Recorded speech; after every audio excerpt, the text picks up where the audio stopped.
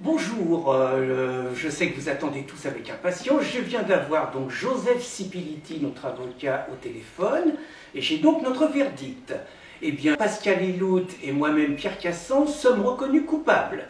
Coupables d'incitation à la haine, à la violence, à la discrimination contre un groupe de personnes en raison de son appartenance à une religion, une race, etc., etc.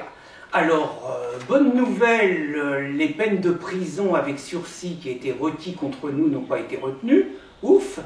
Par contre, moins bonne nouvelle, je suis condamné, moi Pierre Cassan, à 4 000 € d'amende et Pascal Elout à 1 500 € d'amende. Premier commentaire, on demandait 5 000 € d'amende contre moi et 3 000 € contre Pascal. Je constate que moi je me prends 80% de l'amende et que Pascal ne se prend que 50%. Je ne trouve pas ça juste. Deuxième condamnation, nous sommes condamnés, Pascal et moi, paritairement, à verser 1 500 € de dommages et intérêts pour préjudice moral à la Ligue des droits de l'homme, qui a été la principale instigatrice de l'affaire. Et comme la Ligue des droits de l'homme a quand même fait part dans sa plaidoirie de ses immenses difficultés financières, c'est vrai qu'ils n'ont juste de quoi payer que 30 permanents et qu'ils ont un patrimoine financier seulement de 2 millions d'euros et un trésor de guerre de 600 000 €, donc c'est vrai que c'est pas beaucoup. Donc nous sommes ravis de contribuer pour 2 000 €, toujours paritairement avec Pascal, aux frais de procédure que ces malheureux ont engagés. Par contre, et là nous sommes très tristes, le MRAP, SOS Racisme, le CCIF et la LICRA n'ont obtenu que 1 € chacun donc de dommages et intérêts. C'est vraiment très peu par rapport à la Ligue des droits de l'homme, mais notamment la LICRA qui avait également quémandé. Donc ils se rassurent. Nous serons ravis, Pascal et moi, toujours de manière paritaire, de contribuer à hauteur de 800 € chacun à l'ensemble des frais de justice de ces 4 valeureuses associations. D'autre part, nous sommes condamnés donc à publier sur le site de RL, dans les 15 jours qui suivent, et pendant 3 mois, le verdict, le compte-rendu du procès. J'ai sorti la calculette vite fait, mais comme je suis bon en calcul mental, ça fait donc 5 500 € d'amende, plus 6 700 € de dommages et intérêts. Nous sommes donc condamnés à 12 200 € d'amende et de dommages et intérêts.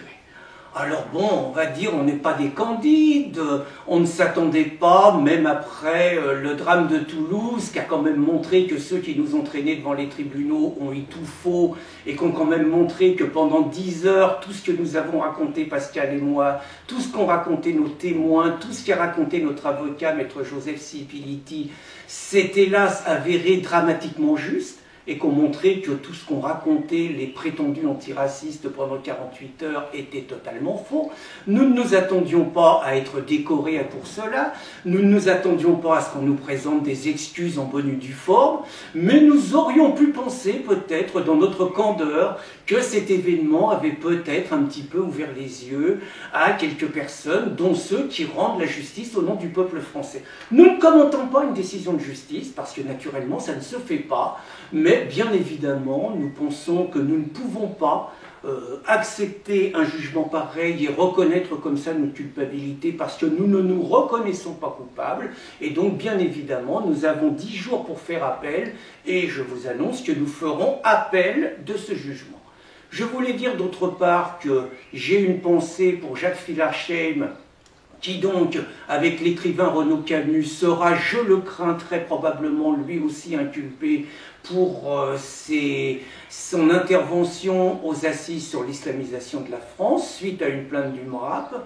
J'ai une pensée pour ceux qui, depuis des années et des années, ont subi également ce que nous subissons aujourd'hui, ont subi des plaintes et des condamnations qui leur ont fait souvent très mal, voire qui ont ruiné leur vie, qui n'avaient peut-être pas la chance que nous avons, nous, d'avoir une structure, d'avoir des supporters, d'avoir un journal, dont nous savons que nous avons des lecteurs qui sont très solidaires, et donc j'ai vraiment une pensée pour toutes ces personnes-là.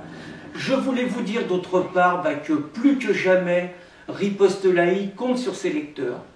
Nous avons besoin de vous dans cette période, nous avons besoin que vous achetiez nos livres, nous avons besoin de votre aide, qu'elle soit financière, qu'elle soit morale, que vous contribuiez à faire connaître encore plus notre journal à un maximum de lecteurs. Les événements de Toulouse ne sont hélas qu'un début. Nous avons vraiment besoin de faire connaître, n'en déplaise à tous ceux qui veulent faire du déni de réalité et qui veulent empêcher les Français de connaître la réalité que nous dénonçons depuis 5 ans, à savoir que l'islam aujourd'hui est le principal danger pour nos valeurs, pour nos libertés, pour notre démocratie, et que, hélas, l'événement de Toulouse aura forcément des lendemains, c'est inévitable. Nous avons besoin de vous, nous avons besoin de votre aide pour faire connaître toutes ces vérités que nous proclamons depuis des années. Et puis surtout, les amis, pas de démoralisation pour les cœurs.